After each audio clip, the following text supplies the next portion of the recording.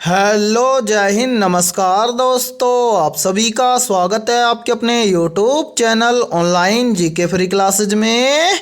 आज के इस क्लास में हम रेलवे ग्रुप डी परीक्षा 2025 के लिए पहला मॉडल पेपर लेकर आए हैं और इस पहले मॉडल पेपर के अंदर हम बहुत ही इंपॉर्टेंट क्वेश्चनों को कवर करेंगे। और मेरे भाई, ये सभी क्वेश्चन आपके रेलवे ग्रुप डी एग्जाम 2025 के लिए इंपॉर्टेंट रहेंगे, इसलिए इस पहले मॉडल पेपर को आपको कंप्लीट देखना है और इस मॉडल पेपर के एंड में आपको बताना है कि आपके टोटल कितने क्वेश्चन है सही होते हैं। और यदि आप इस चैनल से पहली बार जुड़े हैं तो चैनल को कर लेना सब्सक्राइब और बेल आइकन को प्रेस करना, ताकि ऐसी शानदार क्लास का नोटिफिकेशन आपको सबसे पहले देखने को मिले। तो चलिए शुरू करते हैं आज के इस पहले मॉडल पेपर को बिना देरी के।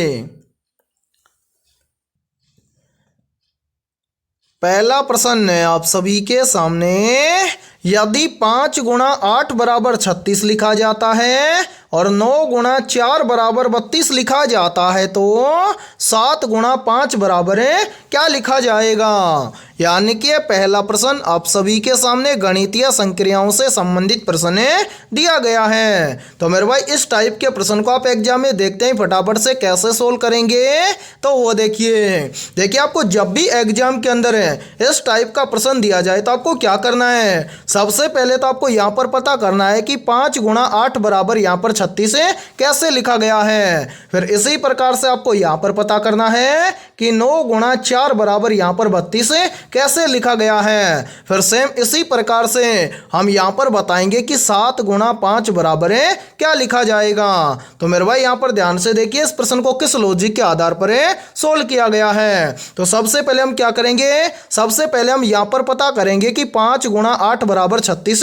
कैसे लिखा गया है। तो मेरे भाई, यहाँ पर ध्यान से समझिए। देखिए यहाँ पर हमें क्या करना है, यहाँ पर पता करना है कि 5 गुणा 8 बराबर 36 कैसे लिखा गया है। तो मेरे भाई, यहाँ पर क्या किया गया है, सबसे पहले तो 5 और 8 को आपस में किया गया है गुणा। तो यहाँ पर 8 पंजे हो जाएगा कितना, 40 है। अब 40 से 36 कैसे बनेगा, तो इस 40 में से यहाँ पर -4 करके यहाँ पर लिखा गया है 36।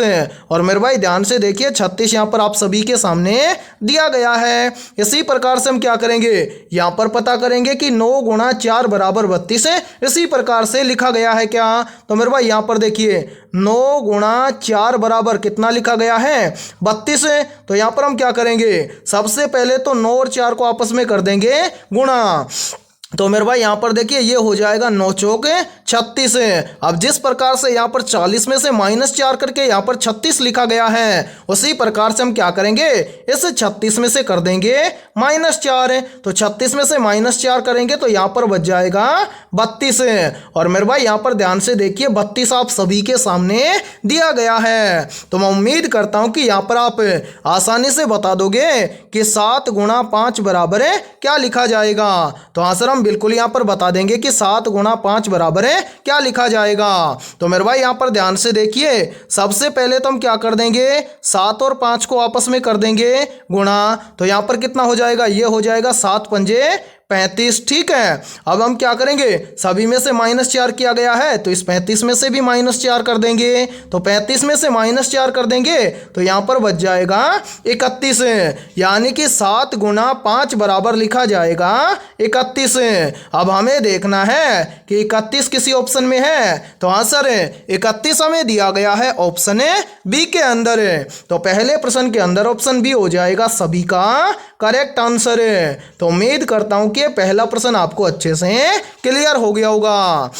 और जब भी इस टाइप का प्रश्न आपको एग्जाम में दिया जाएगा तो फटाफट से सोल्व कर लेंगे। ठीक है, तो चलिए फिर अगला प्रश्न देखते हैं।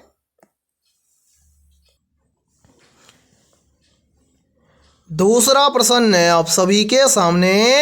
यदि d प्लस पी बराबर 20 लिखा जाता है और n प्लस m बराबर 27 लिखा जाता है तो z प्लस टी बराबर क्या लिखा जाएगा। मेरे भाई, ये दूसरा प्रश्न भी आप सभी के सामने बहुत ही इंपॉर्टेंट प्रश्न दिया गया है। तो इस टाइप के प्रश्न को आप एग्जाम में देखते हैं फटाफट से कैसे सोल्व करेंगे।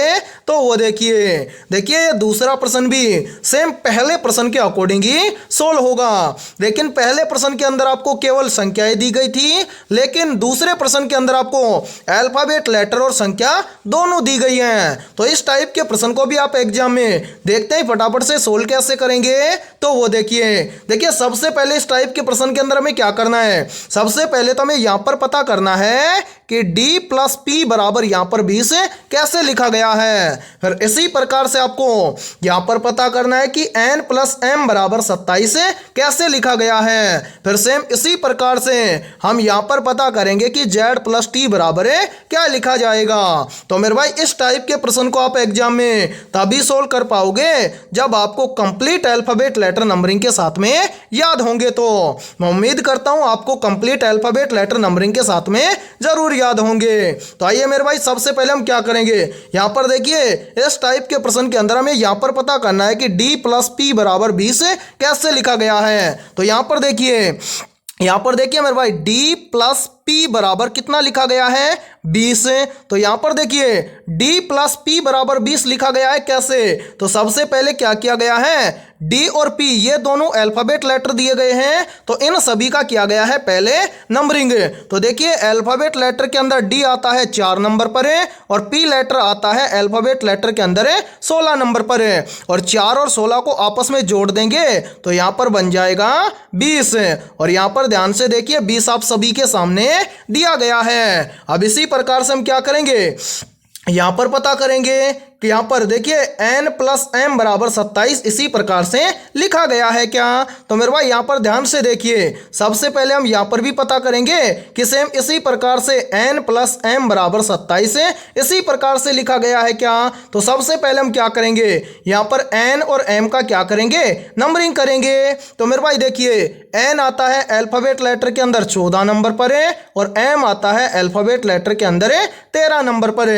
और यहां पर देखिए यदि हम 14 और 13 को आपस में जोड़ देंगे तो 13 और 14 मिलकर बन जाएगा 27। और यहां पर ध्यान से देखिए 27 आप सभी के सामने दिया गया है। तो उम्मीद करता हूं कि यहां पर आप आसानी से बता दोगे कि z प्लस टी बराबर क्या लिखा जाएगा। तो आंसर हम यहां पर बिल्कुल बता देंगे कि z प्लस टी बराबर क्या लिखा जाएगा। तो करेंगे क्या, सबसे पहले तो यहां पर मेरे भाई ध्यान से देखिए यहां पर हमें पता करना है कि z प्लस टी बराबर क्या लिखा जाएगा। ठीक है, तो सबसे पहले हम क्या करेंगे, इन दोनों अल्फाबेट लेटर का यहां पर कर देंगे नंबरिंग। तो देखिए z का नंबर होता है कितना 26 और t का नंबर होता है 20। अब हम क्या करेंगे, इन दोनों को आपस में जोड़ देंगे तो 26 और 20 मिलकर बन जाएगा कितना 46। यानी कि z प्लस टी बराबर लिखा जाएगा 46। अब हमें देखना है कि 46 किसी ऑप्शन में है। तो आंसर 46 हमें दिया गया है ऑप्शन सी के अंदर। तो दूसरे प्रश्न के अंदर ऑप्शन सी हो जाएगा सभी का करेक्ट आंसर। तो उम्मीद करता हूं कि दूसरा प्रश्न भी आप सभी को अच्छे से क्लियर हो गया होगा। और जब भी इस टाइप का प्रश्न आपको एग्जाम में दिया जाएगा तो आप फटाफट से सोल्व कर लेंगे। और मेरे भाई आपके ग्रुप डी एग्जाम के अंदर सेम इसी टाइप के क्वेश्चन लगभग 2 से 3 पूछे जाएंगे और इसी प्रकार से आपको एग्जाम के अंदर इस टाइप के क्वेश्चन को सोल्व करना है। ठीक है, तो चलिए फिर अगला प्रश्न देखते हैं।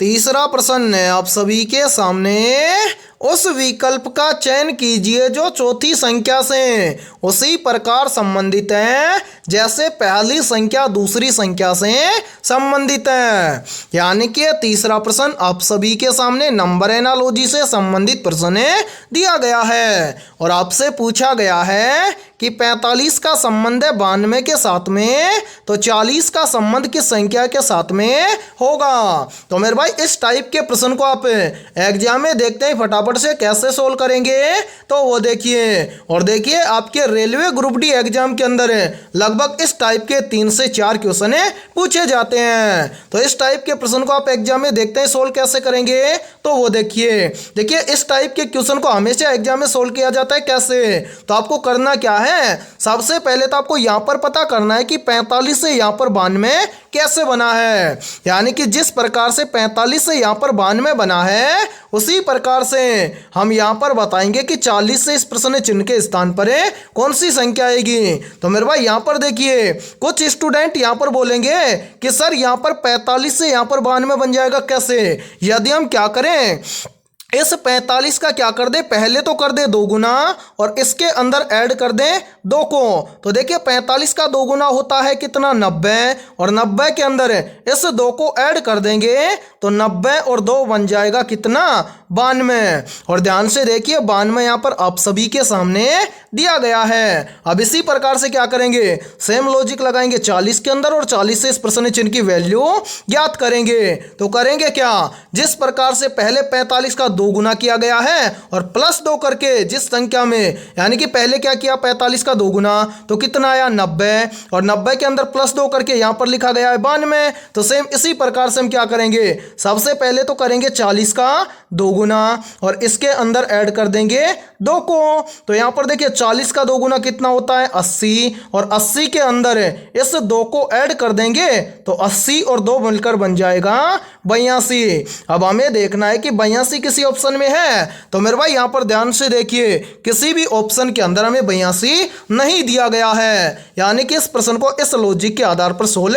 नहीं किया जा सकता है। तो अब इस कंडीशन में हम इस प्रश्न को सोल्व कैसे करेंगे, तो देखिए यदि प्रश्न एक लॉजिक से सोल्व ना हो तो आपको क्या करना है, एग्जाम के अंदर प्रश्न के अंदर दूसरा लॉजिक लगाना है। अब दूसरा लॉजिक अब कब लगाएंगे, जब आपको दूसरा लॉजिक आता होगा। तो यहां पर देखिए मेरे भाई, यहां पर ध्यान से देखिए इस प्रश्न को किस लॉजिक के आधार पर सोल्व किया गया है। तो देखिए सबसे पहले आपको गुणा वाला लॉजिक ना लगाकर क्या करना है, प्लस वाला लॉजिक लगाना है। तो यहां पर देखिए 45 से यहां पर 92 बन जाएगा कैसे, तो देखिए यदि हम 45 के अंदर क्या कर दें, प्लस 47 कर दें तो 45 और 47 मिलकर बन जाएगा 92। और मेरे भाई यहां पर देखिए 92 आप सभी के सामने दिया गया है। अब इसी प्रकार से हम क्या करेंगे, सेम लॉजिक लगाएंगे 40 के अंदर और 40 से इस प्रश्न चिन्ह की वैल्यू ज्ञात करेंगे। तो करेंगे क्या मेरे भाई, इस 40 के अंदर भी हम क्या कर देंगे, प्लस 47 कर देंगे। तो 40 और 47 मिलकर कितना हो जाएगा, तो यहां पर देखिए 40 और 47 मिलकर बन जाएगा 87, यानी कि इस प्रश्न चिन्ह के स्थान पर संख्या भरी जाएगी 87। अब हमें देखना है कि 87 किसी ऑप्शन में है। तो आंसर 87 हमें दिया गया है ऑप्शन ए के अंदर है। तो तीसरे प्रश्न के अंदर ऑप्शन ए हो जाएगा सभी का करेक्ट आंसर है। तो उम्मीद करता हूं कि तीसरा प्रश्न भी आपको अच्छे से क्लियर हो गया होगा। और जब भी इस टाइप का प्रश्न आपको एग्जाम में दिया जाएगा तो फटाफट से सोल्व कर लेंगे, ठीक है। और मेरे भाई यहाँ पर देखिए आप सभी के लिए बहुत ही इंपॉर्टेंट सूचना है। यदि आप पहली बार के अंदर रेलवे ग्रुप डी एग्जाम 2025 को क्रैक करना चाहते हैं तो हमने आपके रेलवे ग्रुप डी एग्जाम 2025 के लिए GK, GS, mathematics, science, current affairs और रीजनिंग के लगभग 21,000 प्लस मोस्ट इंपोर्टेंट क्वेश्चनों का पीडीएफ सेट तैयार किया है। और यदि आप ये 21,000 प्लस क्वेश्चनों का पीडीएफ सेट लेना चाहते हैं तो आप हमारे इस व्हाट्सएप नंबर पर कांटेक्ट करके ले सकते हैं। और इस पीडीएफ सेट की प्राइस हमने रखी है मात्र और मात्र 51 रुपये, यानी कि 51 रुपये की फीस के अंदर आपको रेलवे ग्रुप डी एग्जाम के लिए ऑल सब्जेक्ट के ऊपर topic wise 21,000 plus most important क्वेश्चनों का पीडीएफ सेट दिया जाएगा। और मैं आप सभी को यह गारंटी देता हूं, यदि आप रेलवे ग्रुप डी एग्जाम 2025 से पहले यदि आप इन 21,000 प्लस क्वेश्चनों को अच्छे से तैयार कर लेते हो तो आप पहली बार के अंदर रेलवे ग्रुप डी एग्जाम 2025 को क्रैक कर जाओगे। तो मेरे भाई जल्दी से जाइए और इस व्हाट्सएप नंबर पर आप कॉन्टैक्ट करके इस पीडीएफ सेट को ले लीजिए और एग्जाम से पहले अपनी तैयारी को मजबूत बना लीजिए। और इसी के साथ में देखिए इस पीडीएफ सेट के अंदर यदि आपको किसी भी क्वेश्चन के अंदर कोई भी डाउट हो तो उस क्वेश्चन का स्क्रीनशॉट लेके आप व्हाट्सएप नंबर पर शेयर कर देना, उस क्वेश्चन का सॉल्यूशन आपको मिल जाएगा, ठीक है। तो चलिए फिर अगला प्रश्न देखते हैं। चौथा प्रश्न है आप सभी के सामने, वह आरेख चुनिए जो नीचे दिए गए वर्गों के बीच संबंध का सही निरूपण करता है। यानी कि चौथा प्रश्न आप सभी के सामने वेन डायग्राम से संबंधित प्रश्न दिया गया है और आपसे पूछा गया है कि मामा परिवार और मामी का सही वेन डायग्राम किस प्रकार से बनेगा। तो मेरे भाई वेन डायग्राम से संबंधित प्रश्न को आप एग्जाम में देखते ही मात्र 2 से 3 सेकंड में फटाफट से सोल्व कैसे करेंगे, तो वो देखिए। और देखिए वेन डायग्राम से संबंधित प्रश्न आपके एग्जाम के अंदर लगभग 2 से 3 पूछे जाएंगे। तो आपको करना क्या है, जब भी आपको एग्जाम के अंदर वेन डायग्राम से संबंधित प्रश्न दिया जाए तो जिन शब्दों से आपको वेन डायग्राम तैयार करना है तो उन शब्दों को आपको ध्यान से देखना है और ये पता लगाना है कि उन शब्दों के बीच में आपस में क्या रिलेशन है। तो मेरे भाई यहाँ पर देखिए, सबसे पहले तो ध्यान से देखिए कि यहाँ पर 3 शब्द कौन कौन से हैं जिनसे हमें क्या करना है, वेन डायग्राम तैयार करना है। तो देखिए पहला शब्द है मामा, दूसरा शब्द है परिवार और तीसरा शब्द है मामी। ये 3 शब्द हैं, इनसे हमें क्या करना है, वेन डायग्राम तैयार करना है। तो सबसे पहले हम क्या करेंगे, इन तीनों शब्दों के बीच में देखेंगे रिलेशन है। तो मेरे भाई यहाँ पर देखिए पहला शब्द है मामा, दूसरा शब्द है परिवार और तीसरा शब्द है मामी। तो मामा क्या होता है आप जानते हो, मामी क्या होती है ये भी आप जानते हो। तो देखिए मामा क्या होता है, एक पुरुष होता है, और मामी क्या होती है, एक यानी कि मामा पुरुष होता है और मामी क्या होती है, एक महिला होती है। तो मेरे भाई देखिए पुरुष और महिला दोनों क्या होते हैं, अलग अलग होते हैं। तो मेरे भाई मामा और मामी ये दोनों भी क्या हो जाएंगे, अलग अलग हो जाएंगे।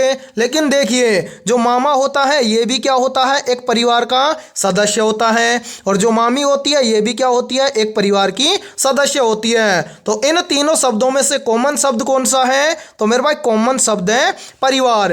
तो यहां पर पहला आरेख हम बना देंगे किसके लिए, परिवार के लिए। फिर देखिए दूसरा शब्द हम बनाएंगे या दूसरा आरेख हम बनाएंगे किसके लिए, मामा के लिए। मामा क्या है, परिवार का सदस्य है, तो मामा का आरेख बन जाएगा किसके अंदर, परिवार के अंदर है। तो मेरे भाई ये परिवार का आरेख है और परिवार के आरेख के अंदर बन जाएगा मामा का आरेख है। फिर क्या बच गया, तीसरा शब्द बच गया क्या, मामी। मामी भी क्या है, एक परिवार की सदस्य है। तो मेरे भाई मामी का आरेख भी बन जाएगा किसके अंदर, परिवार के आरेख के अंदर है। तो यहां पर देखिए, यहां पर परिवार के आरेख के अंदर ही मामी का आरेख बन जाएगा।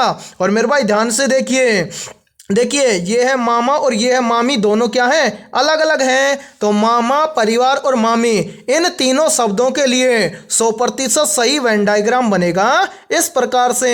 अब आपको देखना है कि इस प्रकार का वेन डायग्राम किसी ऑप्शन में है। तो आंसर है इस प्रकार का वेन डायग्राम हमें दिया गया है ऑप्शन ए के अंदर है। तो चौथे प्रश्न के अंदर ऑप्शन ए हो जाएगा सभी का करेक्ट आंसर है। तो उम्मीद करता हूं कि यह चौथा प्रश्न भी आपको अच्छे से क्लियर हो गया होगा। और जब भी इस टाइप का प्रश्न आपको एग्जाम में दिया जाएगा तो फटाफट से सोल्व कर लेंगे। ठीक है, तो चलिए फिर अगला प्रश्न देखते हैं।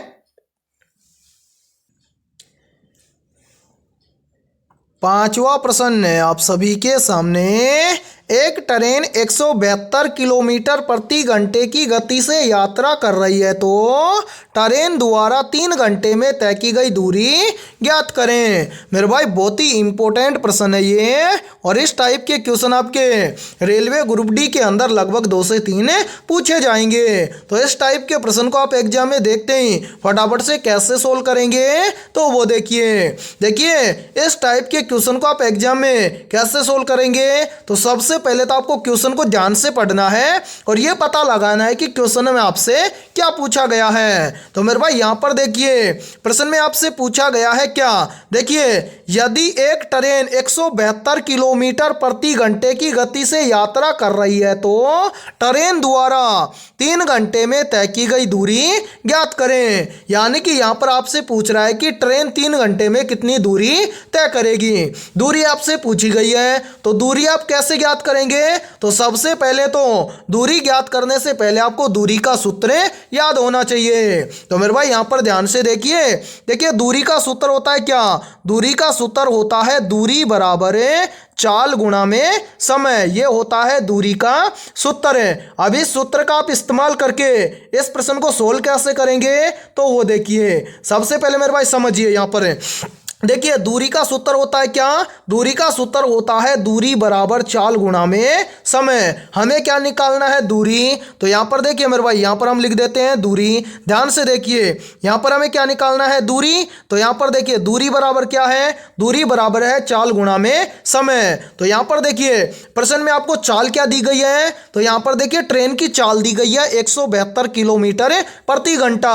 तो चाल हो जाएगी मेरे भाई कितनी, 172 है। ठीक है, उसके बाद में देखिए समय कितना दिया गया है, समय आपको यहाँ पर दिया गया है 3 घंटे। तो यहाँ पर हम लिख देंगे 3। अब यहाँ पर इसको सोल्व करिए तो मेरे भाई देखिए 172 का गुणा 3 के साथ में करेंगे तो यहाँ पर कितना आ जाएगा, यहाँ पर आ जाएगा 516। अब यहाँ पर दूरी पूछी गई है तो दूरी मापी जाती है किलोमीटर के अंदर है, तो यहाँ पर हम लगा देंगे किलोमीटर है। यानी कि देखिए यदि एक ट्रेन 172 किलोमीटर प्रति घंटे की गति से यात्रा कर रही है तो ट्रेन द्वारा 3 घंटे में तय की गई दूरी होगी 516 किलोमीटर।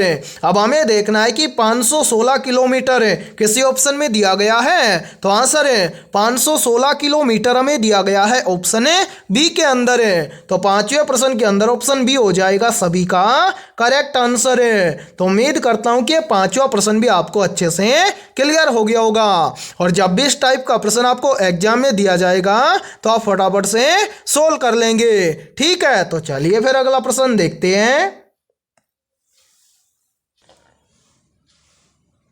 छठा प्रश्न है आप सभी के सामने, भरतनाट्यम नृत्य शैली का मूल स्थान कौन सा है। ऑप्शन ए है केरल, ऑप्शन बी है तमिलनाडु, ऑप्शन सी है कर्नाटक और ऑप्शन डी है आंध्र प्रदेश।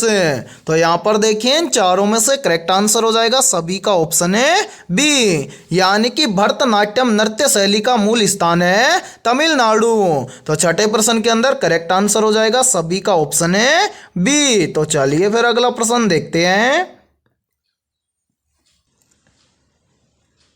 7वां प्रश्न है आप सभी के सामने, प्रसिद्ध कथक नृत्य शैली किस क्षेत्र से संबंधित है। मोस्ट इंपोर्टेंट प्रश्न है ये, तो जल्दी से बताइए इन चारों में से करेक्ट आंसर है क्या होगा।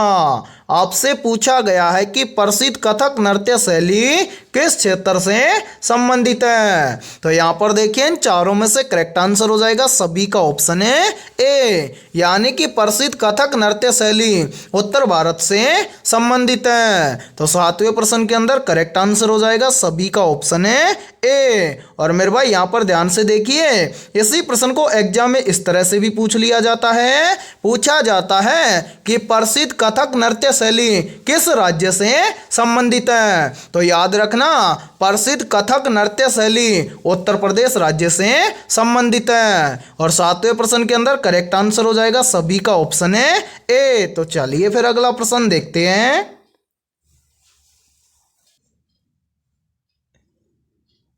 8वां प्रश्न है आप सभी के सामने, अजंता की गुफाएं किसके लिए प्रसिद्ध हैं। ऑप्शन ए है मूर्तियों के लिए, ऑप्शन बी है चित्रकला के लिए, ऑप्शन सी है ए व बी दोनों और ऑप्शन डी है इनमें से कोई नहीं। तो जल्दी से बताइए इन चारों में से करेक्ट आंसर है क्या होगा।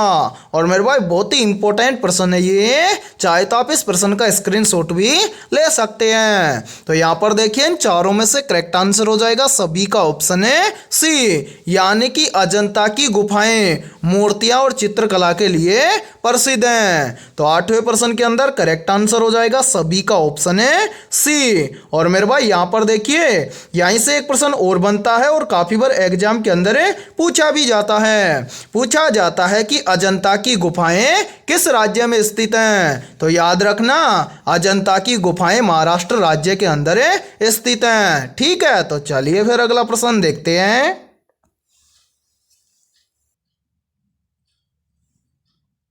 9वां प्रश्न है आप सभी के सामने, सांस्कृतिक त्रिवेणी के रूप में प्रसिद्ध 3 नृत्य रूप कौन से हैं। तो यहाँ पर देखिए इन चारों में से करेक्ट आंसर हो जाएगा सभी का ऑप्शन है ए, यानी कि सांस्कृतिक त्रिवेणी के रूप में प्रसिद्ध 3 नृत्य हैं भरतनाट्यम, कुचिपुड़ी और ओडिसी नृत्य। ये तीन नृत्य क्या हैं? सांस्कृतिक त्रिवेणी के रूप में प्रसिद्ध हैं। तो 9वें प्रश्न के अंदर करेक्ट आंसर हो जाएगा सभी का ऑप्शन है ए। तो चलिए फिर अगला प्रश्न देखते हैं।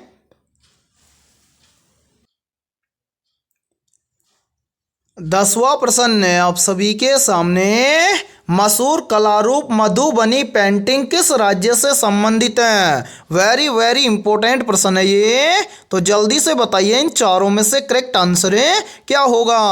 आपसे पूछा गया है कि मशहूर कलारूप मधुबनी पेंटिंग किस राज्य से संबंधित है। तो यहाँ पर देखिए इन चारों में से करेक्ट आंसर हो जाएगा सभी का ऑप्शन है सी, यानी कि मशहूर कलारूप मधुबनी पेंटिंग बिहार राज्य से संबंधित है। तो 10वें प्रश्न के अंदर करेक्ट आंसर हो जाएगा सभी का ऑप्शन है सी। और मेरे भाई यहाँ पर देखिए, यदि ये क्लास आपको पसंद आ रही है तो जल्दी से एक बार इस क्लास को लाइक कर दीजिए, और यदि आप इस चैनल से पहली बार जुड़े हैं तो चैनल को कर लीजिए सब्सक्राइब और बेल आइकन को प्रेस करना, ताकि ऐसी शानदार क्लास का नोटिफिकेशन आपको सबसे पहले देखने को मिले। और इस क्लास के अंदर बहुत ही इंपॉर्टेंट क्वेश्चन होने वाले हैं, इसलिए इस क्लास के अंदर आपको एंड तक बने रहना है। और यदि आपको किसी भी क्वेश्चन में यदि आपको कोई भी डाउट हो तो आप कमेंट सेक्शन के अंदर पूछ सकते हैं, ठीक है। तो चलिए फिर अगला प्रश्न देखते हैं।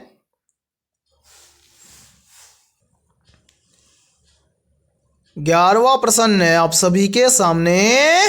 पृथ्वी अपनी दूरी पर एक चक्कर पूरा करने में कितना समय लेती है? तो यहाँ पर देखिए इन चारों में से करेक्ट आंसर हो जाएगा सभी का ऑप्शन है बी, यानी कि पृथ्वी अपनी दूरी पर एक चक्कर पूरा करने में 24 घंटे का समय लेती है। तो 11वें प्रश्न के अंदर करेक्ट आंसर हो जाएगा सभी का ऑप्शन है बी। तो चलिए फिर अगला प्रश्न देखते हैं।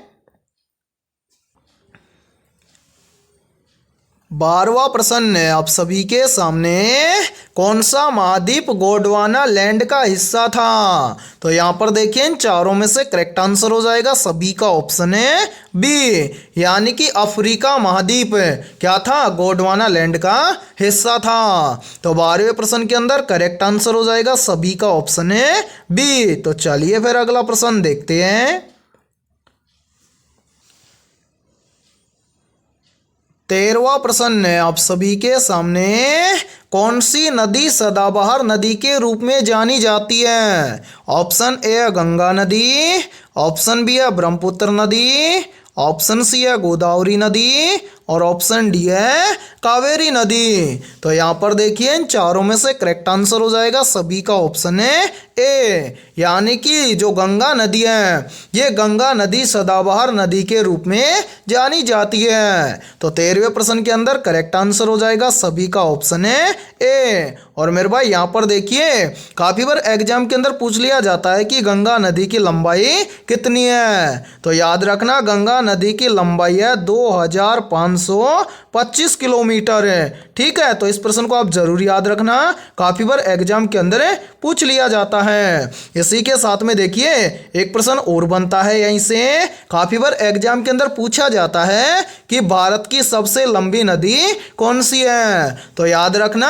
भारत की सबसे लंबी नदी है गंगा नदी, और इस गंगा नदी की लंबाई है 2525 किलोमीटर है, ठीक है। इसी के साथ में देखिए एक प्रश्न और बनता है यहीं से, और पूछा भी जाता है एग्जाम के अंदर पूछा जाता है कि भारत की सबसे चौड़ी नदी कौन सी है? तो याद रखना भारत की सबसे चौड़ी नदी है ब्रह्मपुत्र नदी।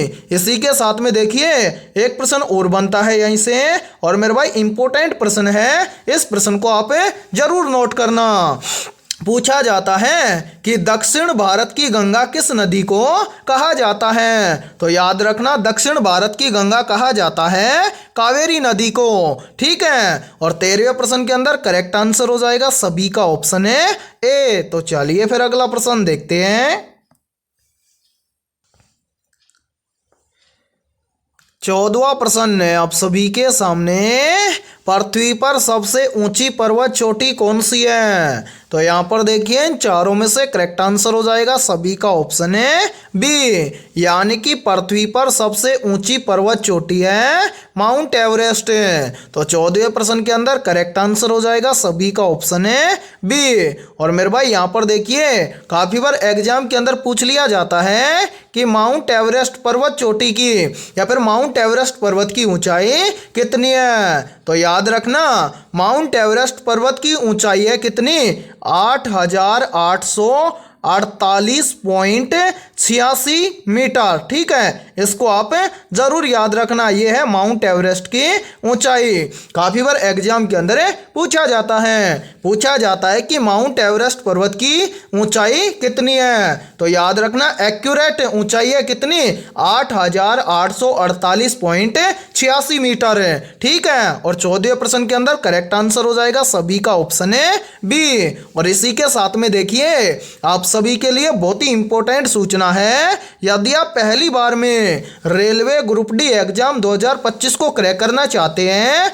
तो हमने आपके रेलवे ग्रुप डी एग्जाम 2025 के लिए ऑल सब्जेक्ट के ऊपर टॉपिक वाइज लगभग 21,000 प्लस मोस्ट इंपोर्टेंट क्वेश्चनों का पीडीएफ सेट तैयार किया है। यदि आप ये 21,000 प्लस मोस्ट इंपोर्टेंट क्वेश्चनों का पीडीएफ सेट लेना चाहते हैं तो आप हमारे इस व्हाट्सएप नंबर पर कांटेक्ट करके ले सकते हैं। व्हाट्सएप नंबर है 7374826893। ये हमारा व्हाट्सएप नंबर है। इस व्हाट्सएप नंबर पर आप कांटेक्ट करके इस 21,000 प्लस क्वेश्चनों के पीडीएफ सेट को ले सकते हैं। और इस पीडीएफ सेट की प्राइस हमने रखी है मात्र और मात्र 51 रुपये, यानी कि 51 रुपये की फीस के अंदर आपको 21,000 प्लस मोस्ट इंपोर्टेंट क्वेश्चनों का पीडीएफ सेट दिया जाएगा। और मेरे भाई आप सभी को मैं गारंटी देता हूं, यदि आप रेलवे ग्रुप डी एग्जाम 2025 से पहले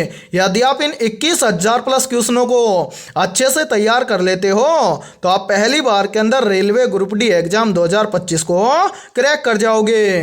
तो जल्दी से जाइए और इस व्हाट्सएप नंबर पर आप कॉन्टैक्ट करके इस पीडीएफ सेट को ले लीजिए और एग्जाम से पहले अपनी तैयारी को मजबूत बना लीजिए। और इसी के साथ में हमारे इस YouTube चैनल पर जितनी भी क्लासेज होंगी उन सभी क्लासों का फ्री पीडीएफ सेट आपको व्हाट्सएप ग्रुप के ऊपर मिल जाएगा। और यदि इस पीडीएफ सेट के अंदर किसी भी क्वेश्चन के अंदर यदि आपको कोई भी डाउट हो तो आप उस क्वेश्चन का स्क्रीनशॉट लेकर व्हाट्सएप नंबर पर शेयर कर देना, उस क्वेश्चन का सॉल्यूशन आपको जरूर मिल जाएगा। ठीक है, तो चलिए फिर अगला प्रश्न देखते हैं।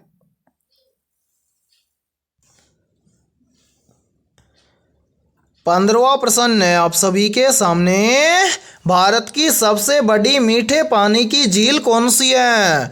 ऑप्शन ए है चिल्का झील, ऑप्शन बी है वुलर झील, ऑप्शन सी है सांबर झील और ऑप्शन डी है पुलिकट झील।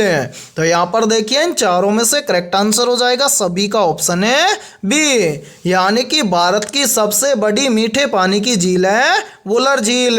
तो 15वें प्रश्न के अंदर करेक्ट आंसर हो जाएगा सभी का ऑप्शन है बी। तो आज की इस क्लास के अंदर इतना ही। यदि ये क्लास आपको पसंद आई है तो जल्दी से एक बार इस क्लास को लाइक कर दीजिए और यदि आप इस चैनल से पहली बार जुड़े हैं तो चैनल को कर लीजिए सब्सक्राइब और बेल आइकन को प्रेस करना, ताकि ऐसी शानदार क्लास का नोटिफिकेशन आपको सबसे पहले देखने को मिले। और आज की इस क्लास के अंदर हमने 15 बहुत ही इंपॉर्टेंट क्वेश्चन करवाए हैं। तो इन 15 में से आपके कितने क्वेश्चन सही हुए हैं सभी को कमेंट सेक्शन के अंदर कमेंट करके बताना है। और इन 15 में से जिन भी अभ्यर्थियों के लगभग 13 प्लस क्वेश्चन सही हुए हैं तो समझना उनकी तैयारी बेहतर है। तो फिर मिलते हैं ऐसे बेहतरीन क्वेश्चनों के साथ सुबह 11 बजे।